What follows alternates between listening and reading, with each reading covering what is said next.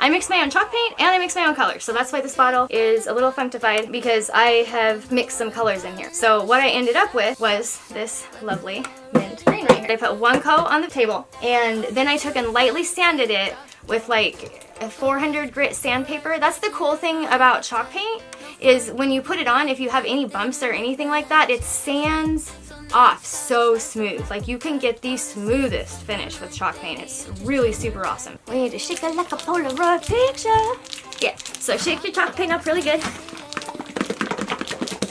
especially if you've pre-mixed it or if you've made your own chalk paint, because, well, as you know, things separate. I'll make a video for you guys showing you how I make chalk paint. If you do have some chunks in your paint, you take and you put it on a paper plate. So you put your paint wherever you want it. Okay, so let's say we're gonna use it in this. What we would do is we would take this mesh. This is just mesh like you might have under a skirt, or a bunch of it for a skirt. Whatever, I acquired it. So you pour your paint in the container. Then you take and put the mesh in the container. So then when you're dipping your paintbrush in, the mesh will not allow the paintbrush to pick up any of those chunks. My next tip, and then I discovered that the ladies that were painting a lot with chalk paint were using these really expensive brushes, and they seemed really soft, and it seemed like they picked up a lot of paint. So I had a makeup brush. Like, not even a super expensive one, just a decent one. And I tell you what, this makeup brush is my absolute favorite brush to paint with, because it picks up a lot of paint. It doesn't leave paint lines. It's wonderful. So I paint it with chip brushes and all kinds of different brushes. And I tell you, the makeup brush, it really does the best. There's scissors for fabric and there's scissors for paper. You cannot use your scissors for fabric on paper because it will dull them. It's really, really important, okay? I just have to tell you that, because Fiskars scissors, they are awesome. They stay sharp forever. But if you start using them on paper, then they don't work for the, you know what, for the fabric. I mean, they'll cut like multiple layers at a time. So use the right scissors. Okay, so I got my plate right here. My mesh. One of the things with chalk paint is that chalk will seal the chalk like seals the lid. So sometimes you have to get it wet, or you have to like really use some force. So hopefully I don't have to run and get it wet. Okay, I got it. Whoa, oh, I almost fell into the other. Here we go. And pour our paint. Now, I personally, if I have paint on the side, I'll just take my finger and kind of put it back in, because I don't want to use my brush, because I don't know if there's chunks in that part yet. So, see, you can see there's just a little bit of chunk going on here. So that's why I'm using the mesh. But you'll see once I am all done. And then once the mesh like kind of sticks to the paint, then you don't really have to worry about it going anywhere. So now see, my mesh is right there. My paint that is going on my brush is nice and smooth. And with chalk paint, you don't really have to paint in any direction. You can just, like the first coat of this table, my daughter actually did, and she's 4. So it doesn't really matter what direction you go, because like I said, when you're done, you can sand it to just a nice smooth finish. Or if you prefer to have brush strokes, which is really cool, because the chalk paint is thicker. So you can have brush strokes if you want, and then do some kind of a glazing technique, you know, to bring out those brush strokes.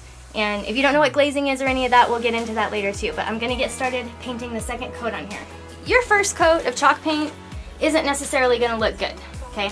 But the second and third coat, or second coat, just depending, will look. So as you can see, this brush just puts the paint on. You don't want to put it on so thick that, you know, just it's better to do several thin coats than one thick coat, because it allows the paint to dry better and it just goes on better. So, like I said, I'm not really going any particular direction, because when I get done, I'm gonna sand it all smooth anyway, so it won't matter.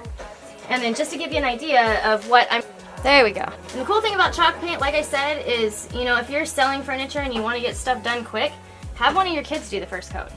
The second coat, I mean, you want to pay a little bit more attention to. When you go over brush strokes that are halfway dry, sometimes the paint pulls back up.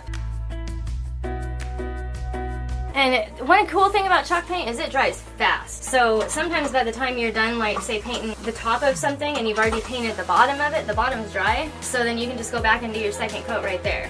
After you've painted it, you want to wait, like, you know, overnight at least before you put any sealer on it, because you want the paint to be as dry as possible. Paint can take up to 25 days or so to cure, just depending on the paint. So, and it's dry, but cure means like all the way dry, all the way hard, all the way good. So just keep that in mind when you're first using your furniture, no matter what kind of paint. It's not just chalk paint, any kind of paint.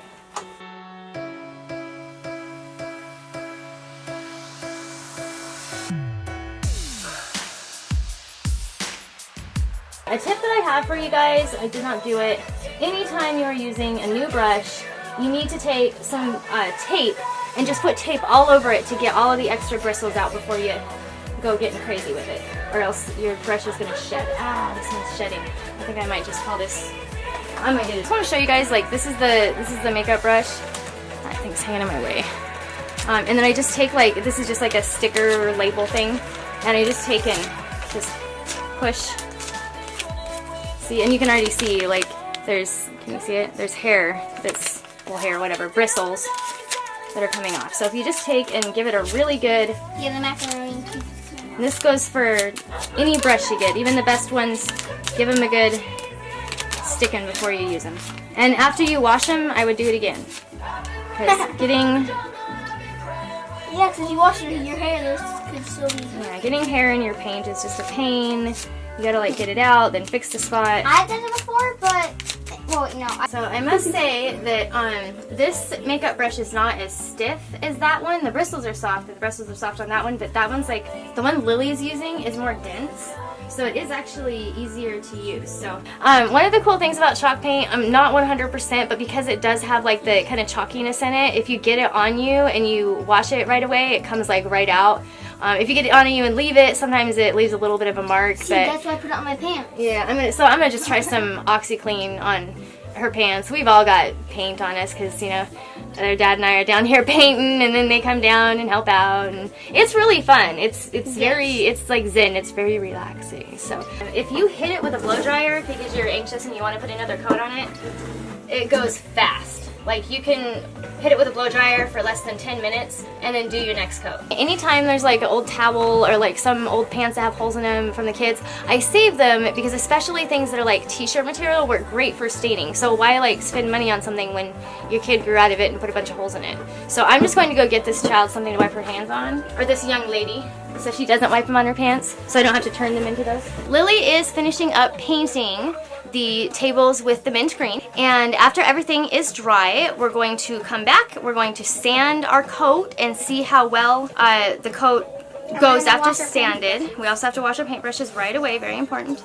And then we will apply the glaze. We'll do some distressing and we'll apply the glaze.